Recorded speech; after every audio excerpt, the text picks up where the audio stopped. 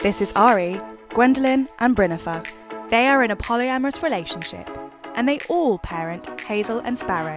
We have a 2-year-old anti-gender baby and a 10-year-old who is non-binary. They have chosen not to disclose Sparrow's gender. We don't know it yet. It's something that Sparrow's going to have to figure out and then tell us. But their parenting approach is controversial. I have literally received death threats. Crazy, crazy lady. I hope karma hits you back and your kids grow up to detest you. These polyamorous parents let their children choose their gender. And for their oldest child, Hazel, that's neither male nor female. Please tell us how and why you decided to come out as non-binary. Because the pronouns she and he did not fit. Non-binary was what I turned to, though I do choose to act and look more feminine. Can I go down now? Of course. And 2.5-year-old Sparrow has yet to make a choice about their gender. Sparrow, do you want a banana? Yeah. They're anti-gender, but we're using they, them pronouns. Sure, they have anatomy, we understand it, but that's not indicative of their identity. It's something that Sparrow's gonna have to figure out and then tell us before we can tell anyone else. Particularly because it's, something that our parents did and they got it wrong. But giving Sparrow the choice has proved controversial. Online, there's a lot of angry people. I have literally received death threats. The worst is people who threaten my children. Yeah. But I'm the person who's disturbed. What you are doing is absolutely horrifying. I feel for your kids. They should never be put through something like that. What you're thinking is so effed up, it's actually scary. Crazy, crazy lady. I hope karma hits you back and your kids grow up to detest you. A lot of people, they say, how will your children know what a boy or a girl are if you don't teach them? Yeah. Or how will they know how to act?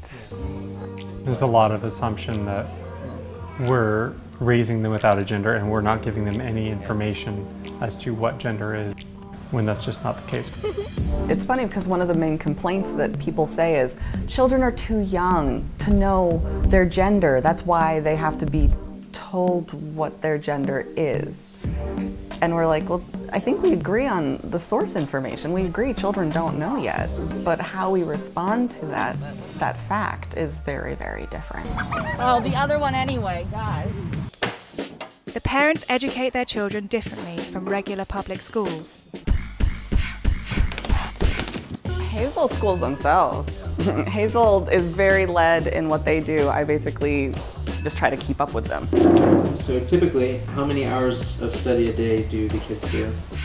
Honestly, probably not more than 1 or 2 where we're at a table doing what looks like typical academics. The rest of the time it's a lot more natural, fun learning. Do you have a pencil? We don't force them to homeschool. We did it because at the time that's what they wanted and we're always going to be following their lead on that. Before COVID-19 lockdown, Hazel and I had started talking about them integrating back into public school. And once lockdown is over, if that's what they want to continue to do, then we will 100% support them. They may be different, but the family's biggest challenges are the ones that all parents face. Now don't jump while you're drinking, you'll knock your teeth out. I would say the biggest challenges that we face are the challenges that any family faces that really often have nothing to do with gender. Just regular raising toddler kind of problems. I think a lot of parents worry about ingraining that kind of gender performance very early, and for us it's a topic that just doesn't come up. Gender is a personal identity. Basically almost everyone on this planet are assigned a gender when we're young. And for most people, that identity assignment works well enough, and they find how to make it their own. For those of us who are transgender, that assignment, it was too radically different from what we felt we needed to express ourselves.